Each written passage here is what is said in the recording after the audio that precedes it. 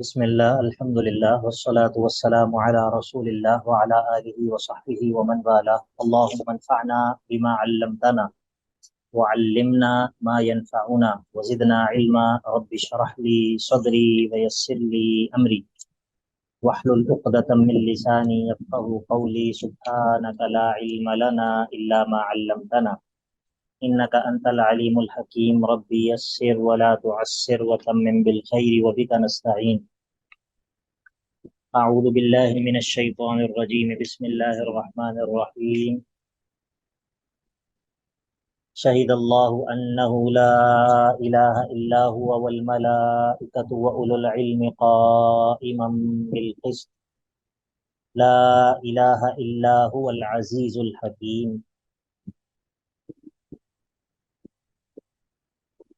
سورہ آل عمران ہے، آیت نمبر 18. اور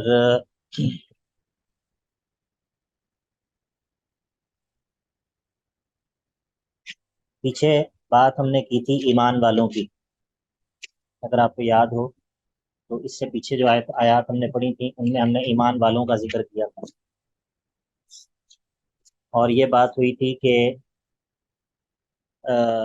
للذین اتقوا عند ربهم جنات تجری من تحتها الانہار خالدین فیہا وازواج مطہرۃ ورضوان من اللہ واللہ بصیر بالعباد الذین یقولون ربنا اننا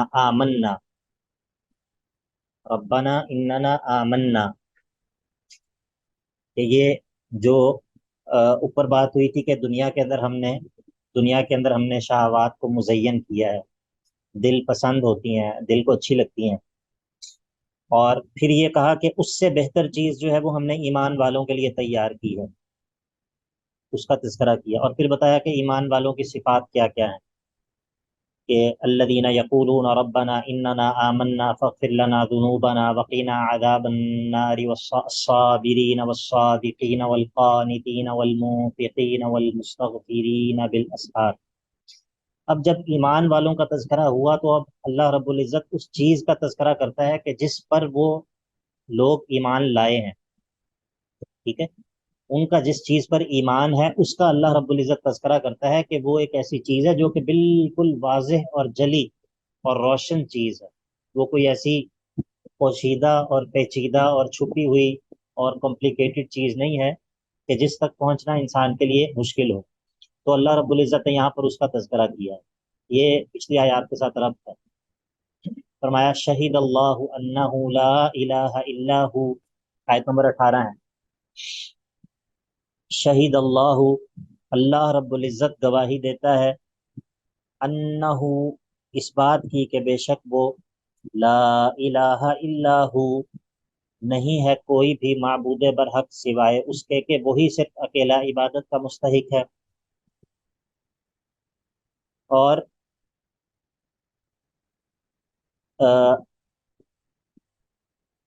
وہی اکیلا معبود ہے، وہی اکیلا عبادت کا مستحق ہے، اس حال میں کہ قائمم بالقسط، قائمم بالقسط، وہ عدل کو پوری طرح قائم کیے ہوئے ہے، عدل پر پوری طرح کاربند ہے.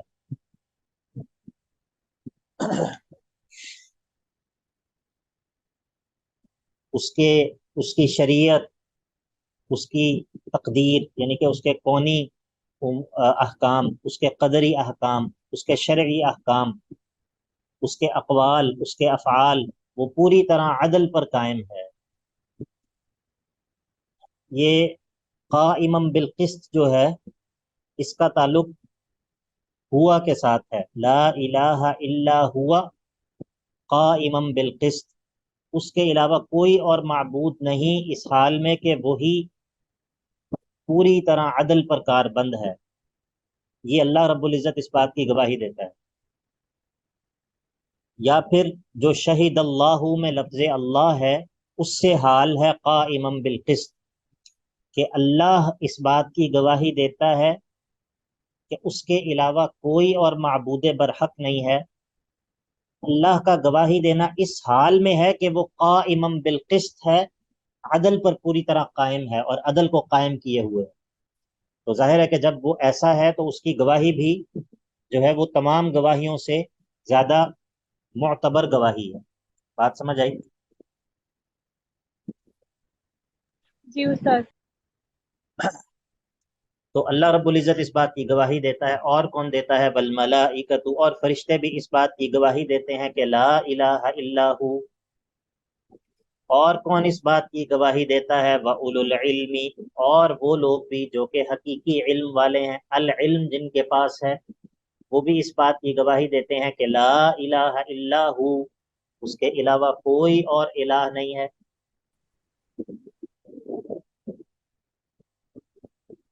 اب جب اللہ رب العزت اس بات کی گواہی دیتا ہے تو نتیجہ کیا نکلتا ہے؟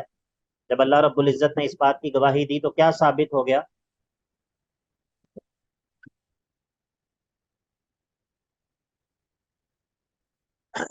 جی بتائیے.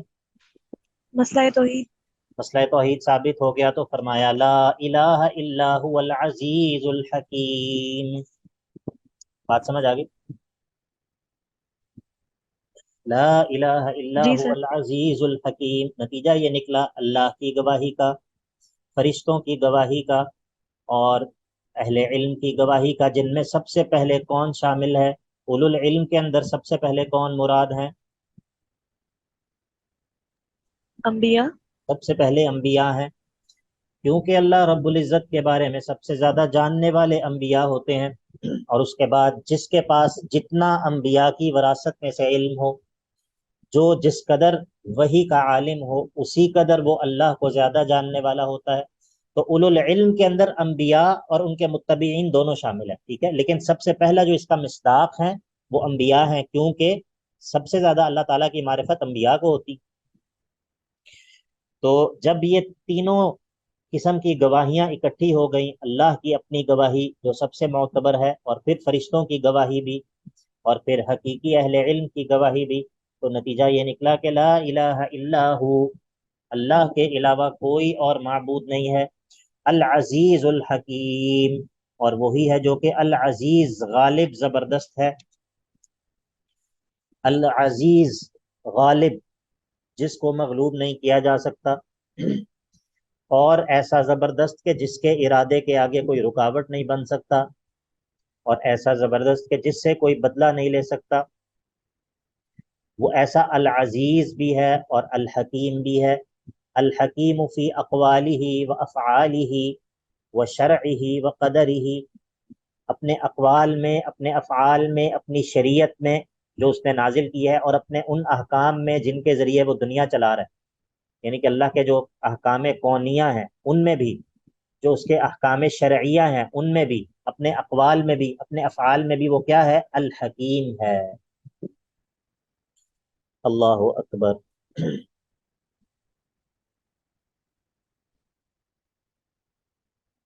العزیز الحکیم.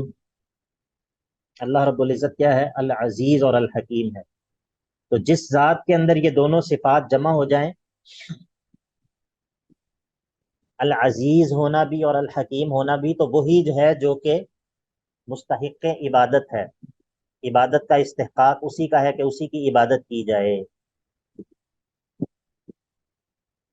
بات سمجھ آ گئی یا نہیں؟ جی سر آگے. یہ آیت بڑی عظیم آیت ہے. ٹھیک ہے، پہلے میں آپ کو بتاتا ہوں کچھ اس کے بارے میں، شہیدہ کے بارے میں، پھر ایک اور بات اس آیت کے بارے میں بتاتا ہوں انشاءاللہ. یہ جو شہید اللہ میں شہیدہ ہے، شہادت دینا، یہ کسی بات کی شہادت دینا، کسی بات کو بیان کر دینے سے اس کے اندر زیادہ جو ہے نا وہ زیادہ وسیع معنی ہے. شہید اللہ انہ لا الہ الا ہو. تو کسی بات کی شہادت دینا، اس کے اندر دراصل چار مراتب ہوتے ہیں. شہادت کے اندر چار مراتب ہوتے ہیں. کسی بات کی شہادت دینا، اس کے اندر چار سٹیپس ہیں، چار مراتب ہیں. ٹھیک ہے. پہلا مرتبہ تو یہ ہوتا ہے کہ جو انسان کسی بات کی، یا کوئی بھی ذات جو گواہی دیتی ہے کسی چیز کی، وہ اس بات کو جانتی ہے اور اس پر پورا یقین ہے اسے. یہ پہلا مرتبہ ہے. کسی بات کو جانے بغیر اس کی گواہی دی جا سکتی ہے؟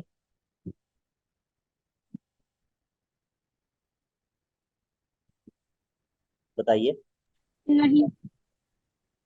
نہیں دی جا سکتی. کسی بات کو جانے بغیر اس کی گواہی دی جا سکتی ہے؟ نہیں. نہیں دی جا سکتی. اچھا جی. تو پہلا مرتبہ کیا ہے شہادت کا کہ جو جس بات کی گواہی دی جا رہی ہے اس کا علم، اس کی معرفت اور اس کی صحت کا یقین ہو خود گواہی دینے والے کو بھی. ٹھیک ہے، یہ پہلا مرتبہ ہے. دوسرا مرتبہ یہ ہے کہ وہ اس پر تکلم کرے، اس پر تکلم کرے، اس کو بولے، ادا کرے، وہ علم جو کہ اس کے اندر ہے اس کو ادا کرے زبان سے. ٹھیک ہے، کوئی سن رہا ہو یا نہ سن رہا ہو، صرف اس کو اپنی زبان سے ادا کرے. یہ شہادت کے اندر یہ دوسرا مرتبہ ہے.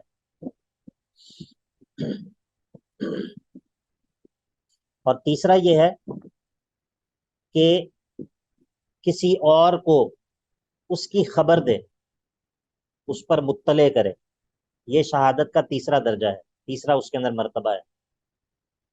اور چوتھا یہ ہے کہ وہ دوسرے کو اس کا پابند کرے، اس کا حکم دے، دوسرے پر اس کو لازم قرار دے.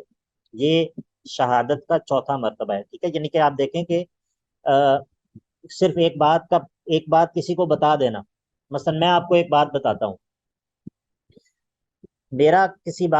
میں کوئی بات آپ کو بتاتا ہوں، اس بات کا امکان موجود ہے کہ میں خود اس بات کے اوپر پوری طرح کنونسڈ نہ ہوں. اس بات کا امکان موجود ہے یا نہیں ہے؟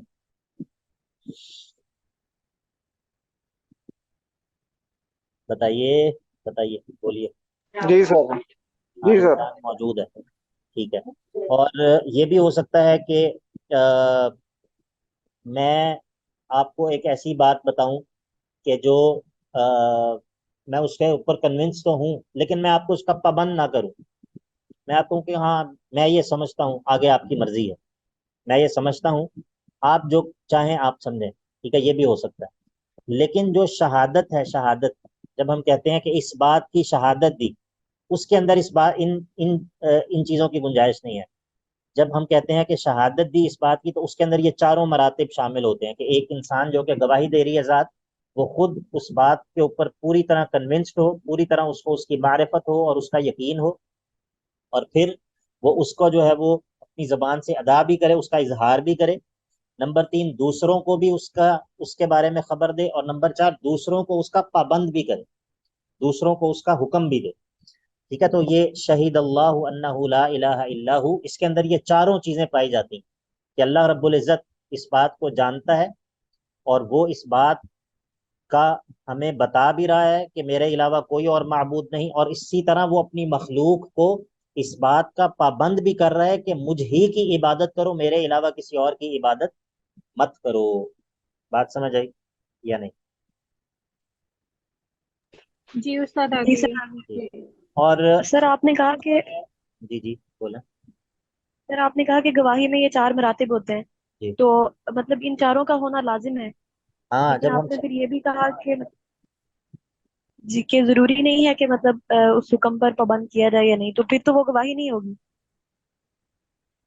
نہیں نہیں، میں نے کہا ہے کہ گواہی کے اندر ضروری ہے، شہادت کے اندر جو ہے، جو لفظ ہے اس کے اندر یہ ضروری ہے کہ آپ مخاطب کو اس کا پابند کریں کہ بھائی یہی حق ہے، اس کو مانو.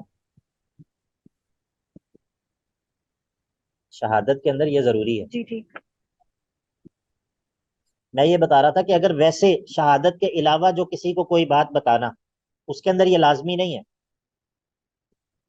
ٹھیک ہے، لیکن جب ہم کہتے ہیں کہ اس جی بات ٹھیک کی ہے. میں شہادت دیتا ہوں تو اب آپ اب آپ غور کریں کہ اب جب آپ کہتی ہیں نا کہ اشہد اللہ الہ الا اللہ، اشہد اللہ الہ الا اللہ، تو یہ اس کا معنی اس بات سے بہت وسیع ہے کہ میں ویسے ہی کہتا ہوں کہ اللہ کے علاوہ کوئی اور معبود نہیں. نہیں، میں اس بات کی شہادت دیتا ہوں. بات سمجھ آئیے آپ کو؟ جب آپ کہتے ہیں کہ میں اس بات کی شہادت دیتا ہوں تو اس کا مطلب ہے کہ میں خود اس پر پوری طرح مجھے یقین ہے اور میں اس کا زبان سے اقرار بھی کرتا ہوں، میں دوسروں کو اس کا حکم بھی دیتا ہوں، دوسروں کو اطلاع بھی دیتا ہوں، دوسروں کو بتاتا بھی ہوں، اور اسی کو عین حق سمجھتا ہوں اور دوسروں کو اس کا پابند بھی کرتا ہوں کہ تم بھی اس بات کو مان لو کہ اشہد اللہ الہ الا اللہ. مفہوم؟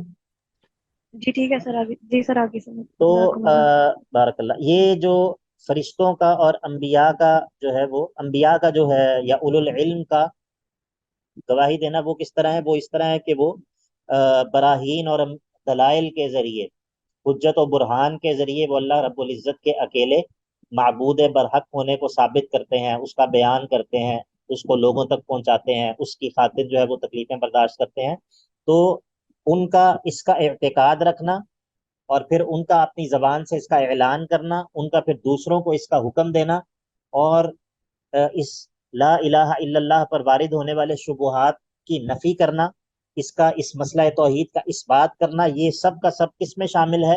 کہ وہ بھی اس بات کی گواہی دیتے ہیں کہ لا الہ الا ہو. سمجھ آ گئی؟ بہت عظیم آیت ہے یہ. اس کے اندر اللہ رب العزت کے کا جو ہے وہ اس کے اندر توحید کا بیان بھی ہے. اس کے اندر اللہ رب العزت کا توحید سے متصف ہونا وہ بھی بیان کیا گیا ہے. اس کے اندر اللہ رب العزت کا عدل سے متصف ہونا وہ بھی بیان کیا گیا ہے. وہ کس لفظ کے اندر ذکر ہے اس کا کہ اللہ رب العزت عدل سے متصف ہے؟ قائمًا بالقسط۔ قائما بالقسط. اور اس کے اندر اللہ رب العزت کا قدرت سے متصف ہونا وہ بھی بیان کیا گیا ہے. وہ کون سے لفظ میں ہے؟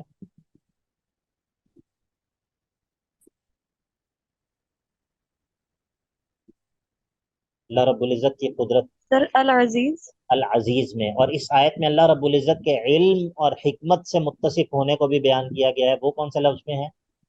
الحکیم۔ الحکیم میں. بارک اللہ فیکم. تو کیسی عظیم آیت ہے. ٹھیک ہے، یعنی کہ اس میں اللہ رب العزت کی توحید، وہ عدل والا ہے، اور وہ قادر ہے، قدرت والا ہے، زبردست ہے، اور وہ علم اور حکمت والا ہے. یہ تمام چیزیں اس آیت کے اندر بیان کی گئی ہیں. شہید اللہ انہ لا الہ الا ہو والملائکۃ واولو العلم قائما بالقسط لا الہ الا هو العزیز الحکیم. ان الدین عند اللہ الاسلام وما اختلف الذين اوتوا الكتاب الا من بعد ما جاءهم العلم بغيا بينهم ومن يكفر بآيات الله فإن الله سريع الحساب.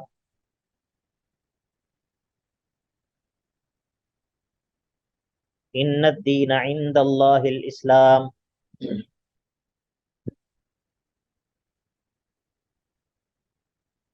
اب جب پیچھے یہ بات کہی کہ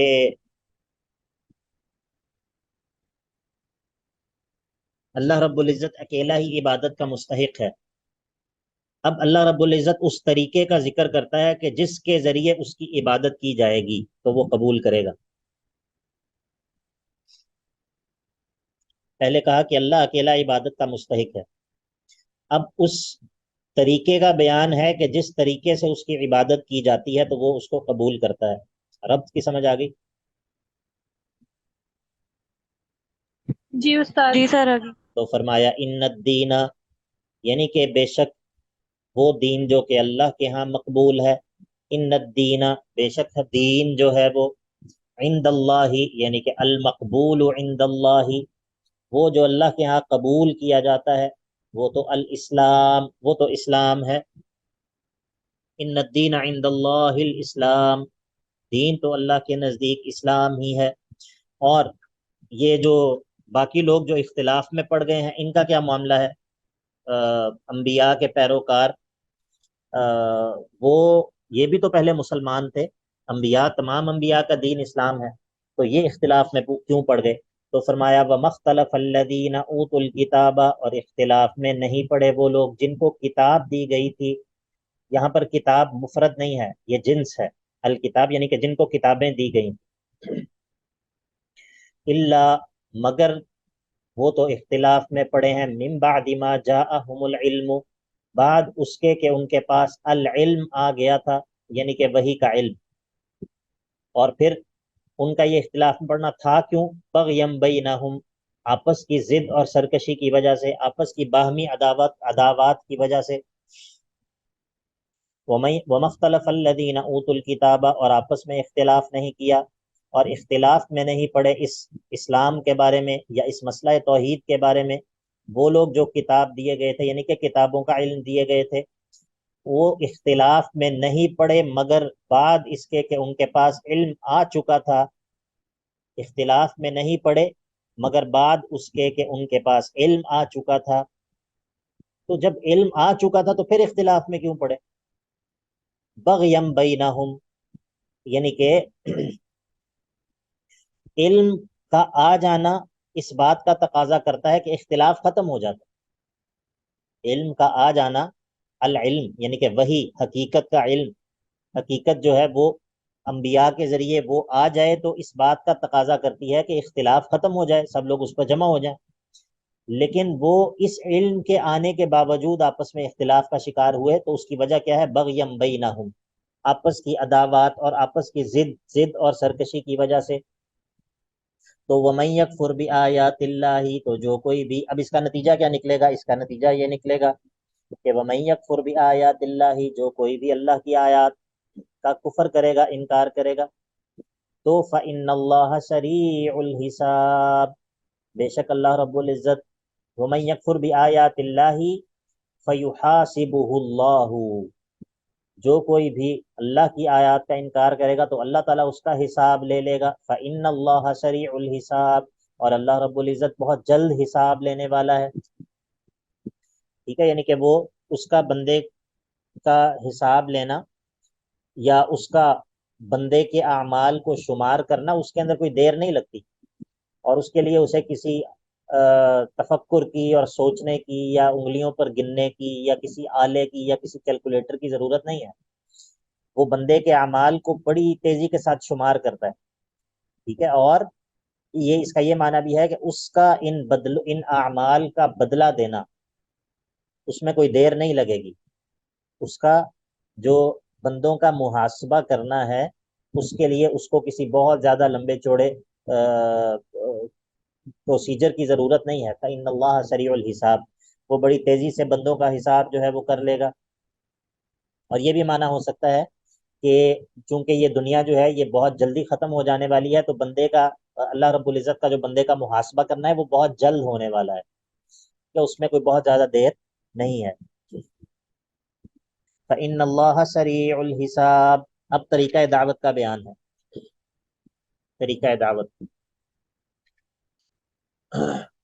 فَإِنْ حَاجُّوكَ، تو اے نبی صلی اللہ علیہ وسلم، اگر یہ آپ سے جھگڑا کریں، اگر یہ آپ سے جھگڑا کریں، کون آپ سے جھگڑا کریں؟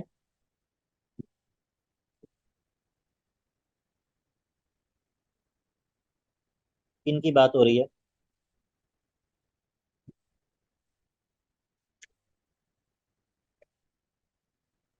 بتائیے، آواز آ رہی اہل ہے؟ کتاب کی نصارہ، اہل کتاب، خاص طور پہ کن کی بات یہاں پر ہو رہی ہے اہل کتاب میں سے؟ نصارہ، نصارہ کی۔ نصارہ کی۔ جی بارک اللہ فیکم، جواب تو دیا کریں تاکہ پتہ چلے کہ آپ لوگوں کو میری آواز آ رہی ہے یا نہیں۔ یہ سوال کرنے کا ایک بڑا مقصد یہ بھی ہوتا ہے کہ مجھے تسلی ہو جائے کہ آپ لوگ سن رہے ہیں۔ انٹرنیٹ کی وجہ سے نا بعض دفعہ پتہ نہیں چلتا اور آواز نہیں جا رہی ہوتی، اس وجہ سے۔ تو اب جو ہے وہ اللہ رب العزت ان کو دعوت دینے کا طریقہ بتاتا ہے، کہتا ہے کہ فَإِنْ حَاجُّوكَ، یہ جو آپ نے پیچھے باتیں کی ہیں، دعوت توحید کا ذکر کیا ہے، اگر یہ آپ سے اس کے بارے میں جھگڑا کریں، فَقُلْ، تو آپ کہہ دیجئے، اسلمت، میں نے تو جھکا دیا ہے، وجہیہ، اپنے چہرے کو، للہ، اکیلے اللہ کے لیے، میں نے تو اپنے چہرے کو اللہ کے لیے جھکا دیا ہے، میں نے بھی اور ومن اتبعن، اور انہوں نے بھی کہ جو میری اتباع کرتے ہیں، ہم نے تو اپنے چہرے کو اللہ کے لیے جھکا دیا ہے۔ پیچھے کوئی لفظ رہ تو نہیں گیا ایسا جو کہ جس کا ہم نے روٹ ورڈ جو ہے وہ اس پہ بات کرنی ہو؟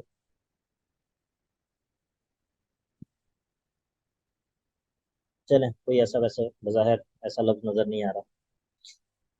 فَإِنْ حَاجُّوكَ، اگر یہ آپ سے جھگڑا کریں تو فقل، آپ کہہ دیجئے، اسلمت وجہی للہ، میں نے تو جھکا دیا ہے اپنے چہرے کو اللہ کے لیے، ومن اتبعن، اور انہوں نے بھی، کہ جو میرے متبعین ہیں، جو میری اتباع کرتے ہیں، انہوں نے بھی اپنے چہروں کو اللہ کے لیے جھکا دیا ہے۔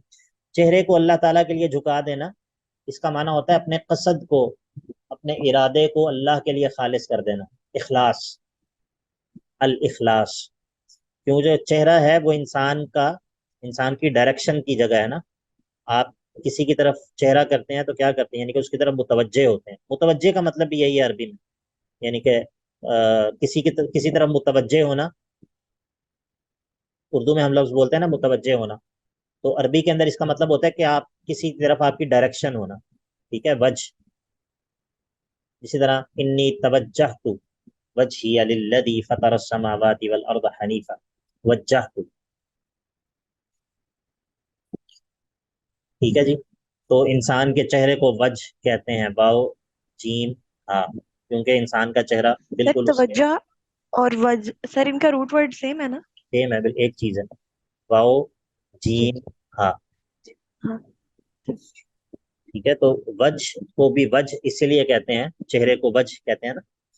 تو فغسلو وجوہکم، اپنے چہروں کو دھو، وضو میں وجوہکم، اس کو وجہ اسی لیے کہتے ہیں کہ یہ بالکل سامنے کی طرف ہوتا ہے نا، یعنی کہ اس کے ذریعے آپ کسی کا سامنا کرتے ہیں تو اس کے ذریعے کرتے ہیں۔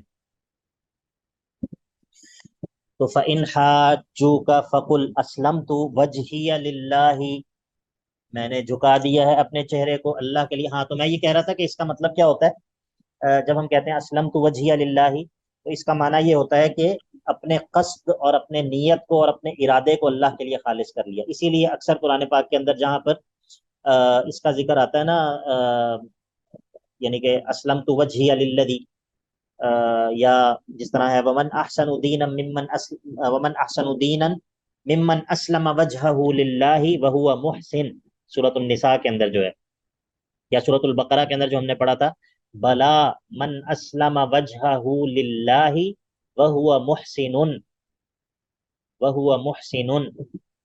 اور اسی طرح سورہ نساء کے اندر کیا ہے کہ ومن احسن دینا ممن اسلم وجہہ للہ وہو محسن، اس سے بہتر دین کے اعتبار سے کون ہو سکتا ہے کہ جو ممن اسلم وجہہ للہ، جس نے اپنے چہرے کو اللہ کے لیے جھکا دیا ہو، اور وہو محسن، اور ہو بھی وہ احسان کرنے والا، ٹھیک ہے۔ یہ اکثر اس کے ساتھ محسنن کا بھی ذکر ہوتا ہے، احسان کا بھی ذکر ہوتا ہے، تو تب معنی یہ ہوتا ہے کہ اسلم تو وجہیہ کا معنی ہو گیا کہ میں نے اپنے قصد اور اپنے ارادے کو اور اپنی جو نیت ہے اس کو خالص کر لیا اللہ کے لیے۔ تو انسان کا قصد، اس کا ارادہ، اس کی نیت، یہ کس چیز کا فعل ہے، یہ کہاں سے ہوتا ہے؟ سر قلب کا۔ قلب سے۔ تو قلب جو ہے وہ اللہ کی طرف متوجہ ہو گیا، اور وہ ہوا محسن کا معنی یہ ہے کہ عمل کے اندر بھی اس کا عمل بھی جو ہے وہ اس کے مطابق ہو گیا۔ تو یہ دونوں چیزیں ہو گئی، اللہ کے لیے۔ ہاں دونوں چیزیں ہو گئی، یعنی کہ جو چہرے کا اللہ کے لیے جھکا دینا، اس کے اندر ہو گیا معنی نیت کی اصلاح کا، نیت اللہ کے لیے خالص ہو گئی، اور وہ ہوا محسن کا معنی یہ ہو گیا کہ عمل بھی اللہ کے لیے خالص ہو گیا۔ بات سمجھ آ گئی؟ جی سر۔ تو فرمایا کہ فَإِنْ حَاجُّوكَ، اگر یہ آپ سے جھگڑا کریں تو فقل، آپ کہہ دیجئے اسلمت وجہی للہ، ہم نے تو اپنے چہرے کو، میں نے تو اپنے چہرے کو اللہ کے لیے جھکا دیا ہے، ومن اتبعن، اور انہوں نے بھی کہ جو میرے پیروکار ہیں، میری اتباع کرتے ہیں۔ باقی وقل، آپ کہہ دیجئے اے اللہ کے نبی علیہ الصلاۃ والسلام، للذین اوتوا الکتاب، ان لوگوں کو کہ جن کو کتابیں دی گئی ہیں، مراد اہل کتاب ہیں، والامیین، اور مشرکین عرب کو، امیین۔ امی کا معنی کیا ہوتا ہے؟ ان پڑھ۔ ان پڑھ، بارک اللہ فیکم۔ اور کا معنی کیا ہوتا ماں۔ ہے؟ ماں۔ ماں۔ اور بھی کوئی معنی ہوتا ہے اس کا جو میں نے بتایا تھا، ایک معنی کہ اس کا اصل معنی کیا اصل۔ ہے؟ ہاں، جوڑ، جڑ سے جڑ۔ جڑ یا اصل، کسی چیز کی اصل۔ بات سمجھ آ گئی؟ جی تو سر۔ ماں کو کیوں کہتے ہیں؟ کیونکہ اس سے کیونکہ وہ اولاد ہوتی ہے، وہ بیسک روٹ ہوتی ہے، اس طرح کا روٹ کچھ ہوتی ہے، بتایا تھا آپ نے۔ شاباش، بارک اللہ فیکم۔ اور جو درخت کی جڑ ہوتی ہے اس کو کیوں کہتے ہیں؟ اصل سے سر بھی ہوتی ہے وہ. آنکھیں وغیرہ نکلتی ہیں. ٹھیک ہے، اب ذرا مجھے آپ یہ بتائیں، جو اس کا جواب دے گا اس کے لیے انعام ہے انشاءاللہ. آپ یہ بتائیں کہ ان پڑھ، آپ نے کہا کہ امی کا معنی ہے ان پڑھ، تو یہ کی طرف نسبت کریں امی، اس کا معنی ان پڑھ کیوں ہے؟ کیا مناسبت ہے؟ اب پتہ چلے گا.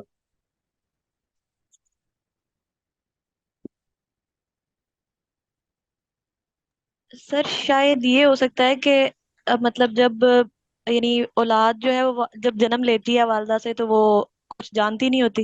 بارک اللہ فیکم، بارک اللہ فیک، جزاک اللہ خیر، ماشاء جی اللہ. آمین آمین. یہ انعام آپ کو دے دیا، بارک اللہ فیکم. ٹھیک ہے، یہ انعام ہے. جی آمین. جزاکم اللہ سر. تو جب واللہ خلقکم من بطون امہاتکم لا تعلمون شیئا، اللہ نے تمہیں تخلیق کیا تمہاری ماؤں کے پیٹوں سے، جب پیدا کیا تو تم کچھ بھی نہیں جانتے تھے. تو چونکہ جب انسان پیدا ہوتا ہے، جب اس کا آغاز ہوتا ہے تو وہ نہ لکھنا جانتا ہوتا ہے نہ پڑھنا جانتا ہوتا ہے، تو اس نسبت سے کی طرف نسبت کرتے ہیں، اس کی اصل، اس کی ولادت کی حالت کی طرف، کہ امی ان پڑھ، یعنی کہ جو اپنی اصل حالت پر برقرار ہے. اب آپ کو میری اس بات کا کچھ نہ کچھ سمجھ آ گئی ہوگی کہ میں نے آپ کو یہ بتایا تھا کہ جو لفظ کا اصل معنی ہوتا ہے نا، اصل جو روٹ ورڈ کا اصل جو معنی ہوتا ہے، وہ لفظ کسی بھی معنی میں استعمال ہو جائے، وہ اصل معنی کہیں نہ کہیں اس کے اندر موجود ہوتا ہے. ٹھیک ہے، بات سمجھ آ گئی آپ کو؟ جی سر جی. ہاں، جی تو سر یہ آگے. یہ اس کو کہتے ہیں علم اللغہ. علم اللغہ یہ بڑا زبردست علم ہے اور یہ عربی کی خصوصیت ہے. اچھا جی، تو یہاں پر جو ہے وہ کن کو کہا گیا ہے امیین؟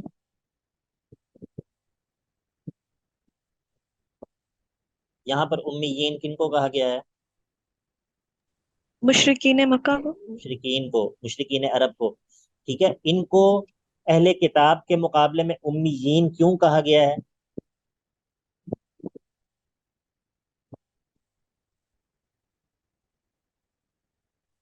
اہل کتاب اور امیین کو آپ کہہ دیجئے.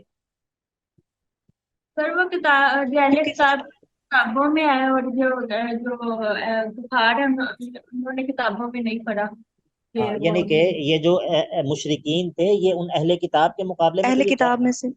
جاہل تھے نا. ان کے جی مقابلے میں، ان کے مقابلے میں ان کو تو کچھ بھی نہیں پتا تھا. اہل کتاب کے ہاں تو آپ کو پتہ ہے انبیاء کی ایک تاریخ موجود تھی، کتابوں کا تصور موجود تھا، اور یہ اہل کتاب کی حالت جو ہے یہ مشرکین سے بہت بہتر تھی.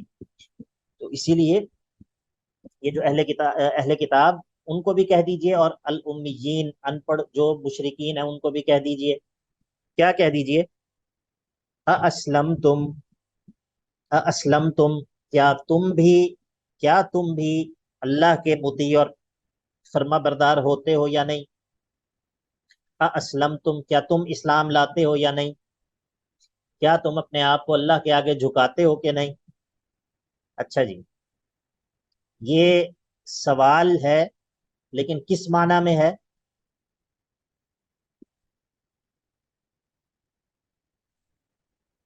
کس معنی میں ہے؟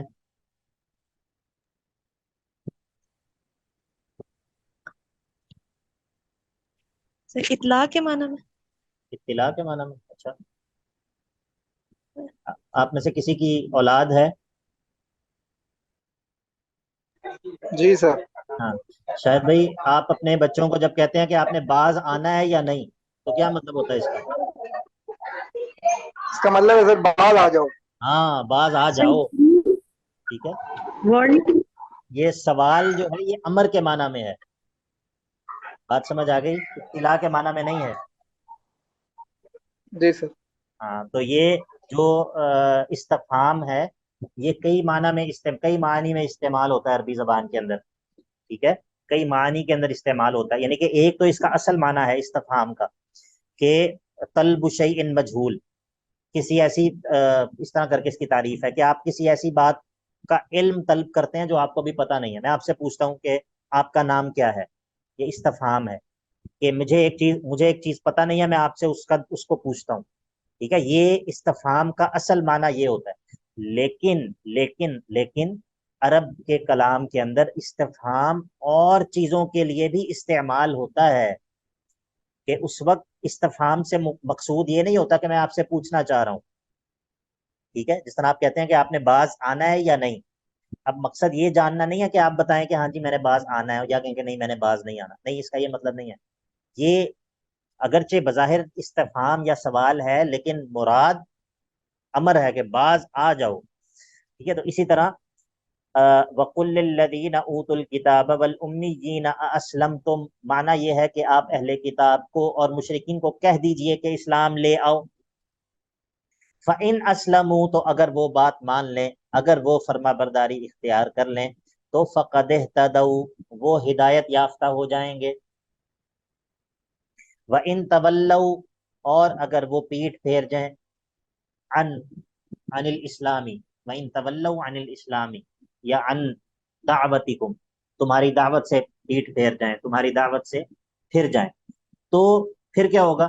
تو پھر آپ نے زیادہ پریشان نہیں ہونا، کیونکہ آپ کا کام تو منوانا نہیں ہے، فَإِنَّمَا عَلَيْكَ الْبَلَاغُ، تو آپ کے ذمہ تو صرف پہنچا دینا ہے، وَاللَّهُ بَصِيرٌ بِالْعِبَادِ، اور اللہ رب العزت اپنے بندوں کو خوب دیکھنے والا ہے، مطلب یہ ہے کہ وہ اپنے بندوں کا خود ہی حساب لے لے گا۔ بات سمجھ آ گئی سب کو؟ جی استاد۔ اچھا جی، سر استفہام اور کس معنی میں استعمال ہوتا ہے؟ استفہام جو ہے نا وہ کئی معنی کے اندر استعمال ہوتا ہے، جیسا کہ میں نے ایک معنی آپ کو بتایا ہے، استفہام امر کے معنی میں بھی استعمال جی ہوتا ہے، ٹھیک ہے، اور یہ ہوتا ہے کسی چیز کو بعید سمجھتے ہوئے، استفہام کا صیغہ استعمال ہوتا ہے کسی چیز کو بعید سمجھتے ہوئے، جس طرح سورۃ القیامہ کے اندر ہے یسأل ایان یوم القیامہ، وہ کافر شخص کہتا ہے کہ قیامت کب آئے گی، ایان یوم القیامہ، قیامت کب آئے گی، اب یہ کیا یہ دریافت کرنے کے لیے کہ اس کا ٹائم بتائیں؟ اچھا جی، میں آپ سے یہ پوچھ رہا تھا کہ یسأل ایان یوم القیامہ، یسأل ایان یوم القیامہ، سورۃ القیامہ کے اندر اللہ تعالیٰ کہتا ہے کہ وہ شخص جو انکار کرنے والا ہے وہ کہتا ہے قیامت کب آئے گی، یسأل ایان یوم القیامہ، تو یہاں پر جو ہے وہ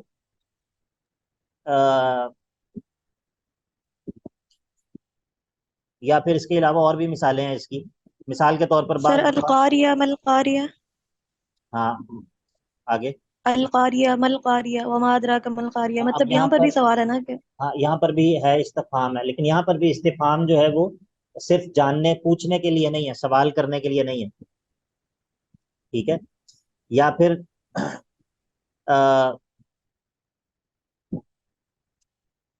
آپ یہ بتائیں کہ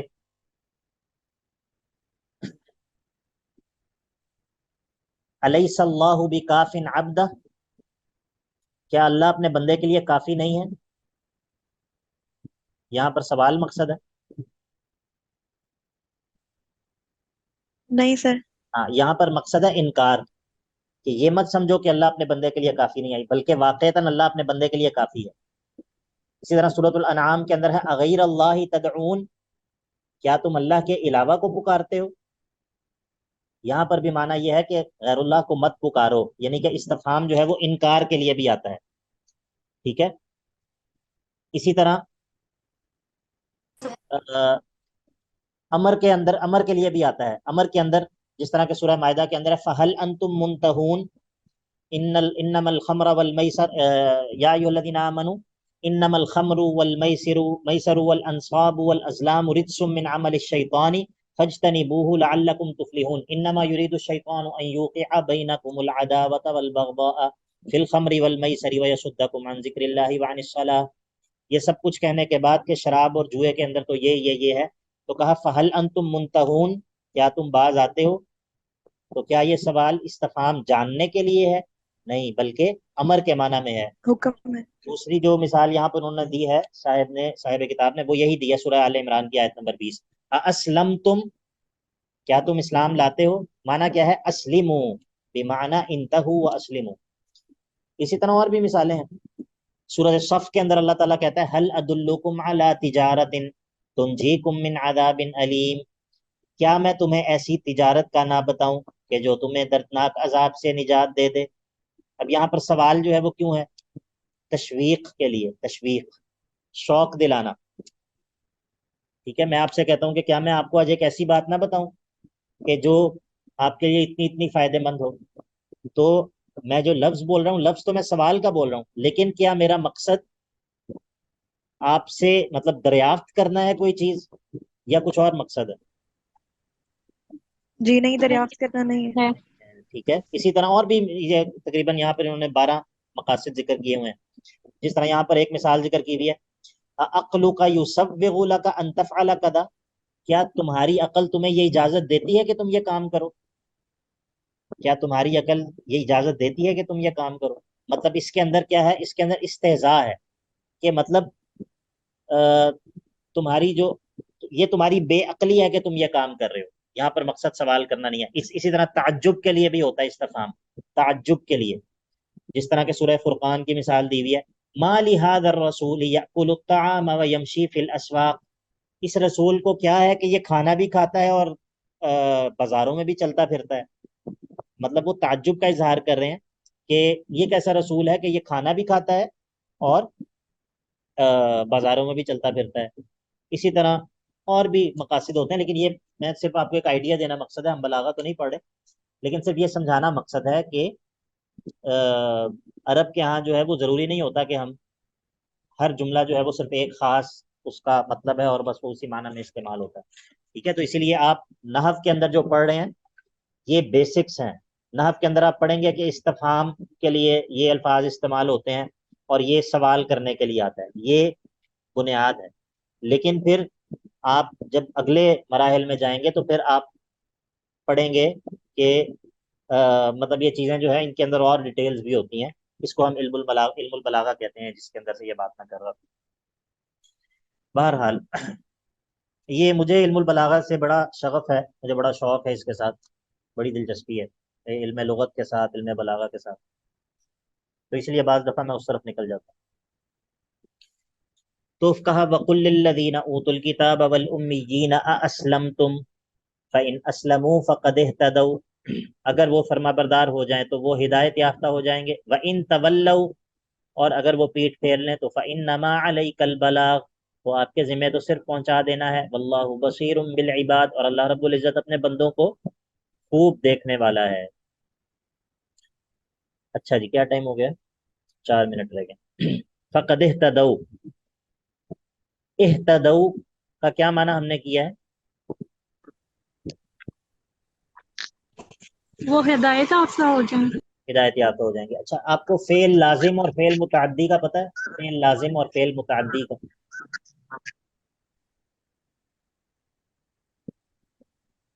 ये सुना है इसका नाम? जी सर।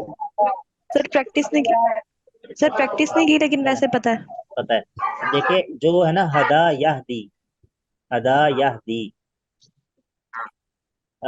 हदा असल में हदा या यहदी है, यानी कि ज़रबा यज़रिबू के वजन पे हदा यहदी, ये फेल मुतअद्दी है। फेल मुतअद्दी है, मतलब ये है कि हदा यहदी का मतलब है दूसरे को हिदायत देना, दूसरे को हिदायत देना। देखें इसके अंदर हिदायत एक शख्स से दूसरे को मुंतकिल हो रही है ना, हदा यहदी, दूसरे को हिदायत देना। लेकिन बाज दफा ये होता है कि एक लफ्ज मुतअद्दी होता है, आप उसका बाब तब्दील करते हैं तो वो लाजिम बन जाता है। या बाज दफा ऐसा होता है कि एक लफ्ज लाजिम होता है, आप उसका बाब तब्दील करते हैं तो वो मुतअद्दी हो जाता है। तो हदा यहदी का क्या माना है? सर दूसरे को हिदायत देना। हाँ, लेकिन जब हम इसको बाब इफ्तिआल के अंदर ले गए, जो कि सलासी मजीद का बाब है, इफ्ताला यफ्ताइलु इफ्तिआलन, इह्तदा यहतदी इह्तिदाअन, तो इसका माना हो गया खुद हिदायत याफ्ता होना। ठीक है, इस तरह देखें, पहले बाब जो है वो सलासी मुजर्रद का बाब था, तो लफ्ज मुतअद्दी था, सेम रूट वर्ड है, लेकिन बाब की तब्दीली से लफ्ज जो है वो मुतअद्दी से लाजिम हो गया। ठीक है, हदा यहदी दूसरे को हिदायत देना, और इह्तदा यहतदी खुद हिदायत याफ्ता होना। बात समझ आ गई? जी सर, आगे। ठीक है, तो ये इस तरह होता है। تو یہ میں نے اسی لیے آپ کو بتایا کہ کچھ نہ کچھ آپ کو ساتھ گرامر کا بھی کچھ پتہ چلتا رہے. اسی طرح یہاں پر ہے وَإِن تَوَلَّوْا، وَإِن تَوَلَّوْا، یہ جو ولا یولی تولیتن تولو جو لفظ ہے نا، یہ اگر یہ بغیر حرف جر کے متعدی ہو رہا ہو، بغیر حرف جر کے، تو اس کا معنی ہوتا ہے کسی چیز کو جو ہے وہ اختیار کرنا یا کسی چیز کے ساتھ تعلق قائم کرنا. ٹھیک ہے. اور اگر یہ ان کے ساتھ متعدی ہو تو پھر اس کا معنی ہوتا ہے کسی چیز سے بے رغبتی برتنا، کسی چیز سے پھر جانا، منہ پھیر لینا. تو یہاں پر بظاہر کوئی حرف جر ذکر نہیں ہے، وَإِن تَوَلَّوْا، اس کے بعد کوئی حرف جر ذکر نہیں ہے، لیکن معنی اس کا کیا ہے کہ وَإِن تَوَلَّوْا عَن دَعْوَتِكُمْ یا وَإِن تَوَلَّوْا عَنِ الْإِسْلَامِ، اگر وہ اسلام سے منہ پھیر لیں تو فَإِنَّمَا عَلَيْكَ الْبَلَاغُ، تو آپ کے ذمہ تو صرف پہنچا دینا ہے. ٹھیک ہے. تو بعض دفعہ ایسا بھی ہوتا ہے کہ کسی لفظ کا جو متعلق ہوتا ہے وہ لفظوں میں ذکر نہیں ہوتا، لیکن جو کانٹیکسٹ ہوتا ہے وہ اس کی جو ہے وہ تعیین کر رہا ہوتا ہے کہ یہاں پر اصل میں مراد یہ ہے. چلیے آج کے لیے کافی ہے اتنا.